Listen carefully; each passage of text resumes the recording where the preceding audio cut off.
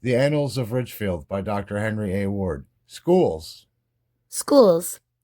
The first schoolhouse was built in 1791, 1792, near Monticello, on the road from the place to Mayflower Tavern, and was of logs. It was small and low, with a front higher than the rear, to give slope to the bark roof. The floor was made of puncheons, hewn smooth with an adze after being placed. The windows had no glass, but admitted light through greased paper. Heat came from a huge open fireplace on the side opposite the entrance. The benches were of split logs with pegs for legs, and the desks were made from fastening hewn logs with planks to the side of the building. At a special town meeting held at the home of John Rudd, November 23rd, 1795, to divide town into convenient school districts, they voted that the people in the different parts of the town may form or organize for themselves. The earliest records of locations of the school districts to be found was made in 1817. District number 1 embraced Richfield Springs and Honnestville. Number 9 was set off from District number 1 that year and included all of Richfield east of Aquanassus Creek. The entire town had then 570 children between the ages of 5 and 15 years of age. During that year, a schoolhouse for number 9 was built on the road that ran from the turnpike to where Lakeview Cemetery is, and was located a little south of the small rivulet that has now nearly ceased to run. It was a small, low structure with a narrow entry running across the front. Light came through 6 small windows glazed with 7 by 9 panes of very uneven, much blistered, greenish glass that gave a strange appearance to the objects seen through them. Of course, the paint upon it was red. The first term of school was held then in 1818, and according to the customs of the time, continued in session for 3 months. The first teacher was James L. Palmer of Federal Corners. That year, the public money for the town was $273.92.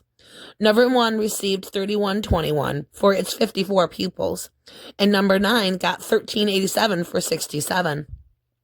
In 1847, number 9's trustees, Robert Benedict, Sidney Wilbur, and Samuel B. St. John, bought of Nathan and James Benedict for $50 the lot now owned by John E. Feldman on Lake Street, whether the schoolhouse was moved, and where it did serve till the autumn of 1864, when a more commodious building was built. The first term was taught in the new house in the spring of 1865 by W.C. Fisk and wife. The longest term of service in it was 8 years by E.D. Harrington and 11 years by H.A. Ward. This building is now used for the dwelling and bottling house. January 30th, 1883, number 9 became a union-free school district. And on April 7th of the same year, number 1 joined it. After a long and bitter series of factional fights, the present site of the high school building at Park, Bronner, and Center Streets was chosen. April 3rd, 1885. This edifice was erected at a cost of $22,000 and was ready for occupancy in the autumn of 1886. The first corps of teachers were L. W. Covell, Mrs. L. V. Murphy, Kate Vanderveer, Kitty Stewart, Fanny Wadsworth, Mary Anderson, and Anna Austin. The board of trustees was H. M.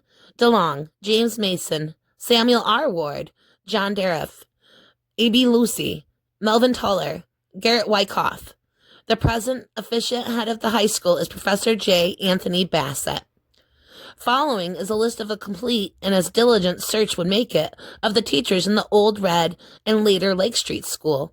On the Old Road, James L. Palmer, Perry Angel, Spencer Hopkins, Samuel Colwell, William Prince, Loring Dow, Loring Palmer, Felicius Allen, William Hinckley, Whitney Carey, Mr. Hardy, Mr. Gray, E.B. Harris, John Derrifick, Miss Carey Callista Elwood, Lydia Green, Louisa Starr, Callista Sheldon, Miss Heron, Elizabeth Benedict, Cornelia Tunnicliffe.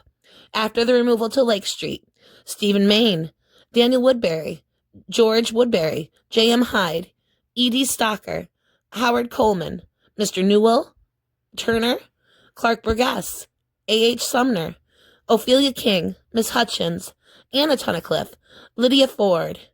In the new Lake Street building, W.C. Fisk, Frank Sutherland, John Fake, Delos Thayer, Frank Thompson, E.D. Harrington, J.M. Clark, H.A. Ward, Frank Westwell, Miss Clark, Miss Hill. Assistants, Spencer Wallace, Miss Fisk, Martin DeLong, Emma Gatman, Mrs. Ames, Jenny and Cora Cushman, Anna Vrooman, Eliza Ferguson, Miss Kaner, Miss Ackerman, and Grace Swift.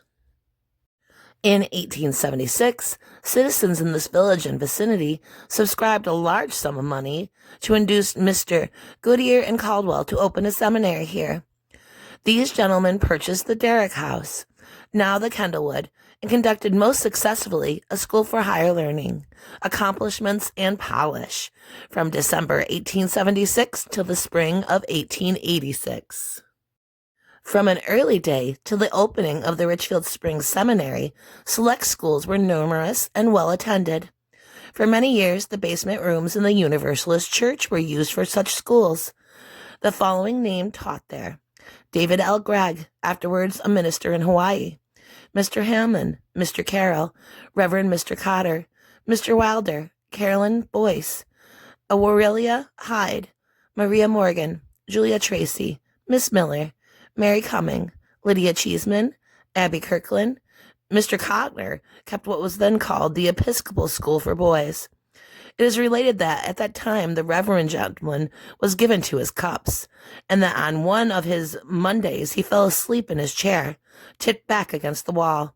His pupils concocted a plan to wake him up by throwing a quart bottle of ink against the wall near his head, and they drew cuts to determine who should do it. The lot fell to a boy from Herkimer. It was agreed that every boy should look into his book and that the thrower should shut his eyes at the instant of the action.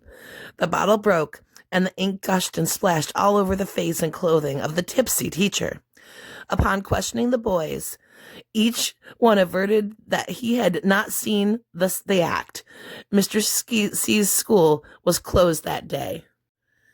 These that taught private schools at other places in the village: Charles Davis, Dean Manley, Aaron Dow, James Dow, S.S. Wood, Mr. Wendell, Miss Griffith, Mrs. Barris, Mrs. King, Mrs. Scott, Lucy Ward, Deetta Pratt, Mrs. Churchill, and Miss Fish.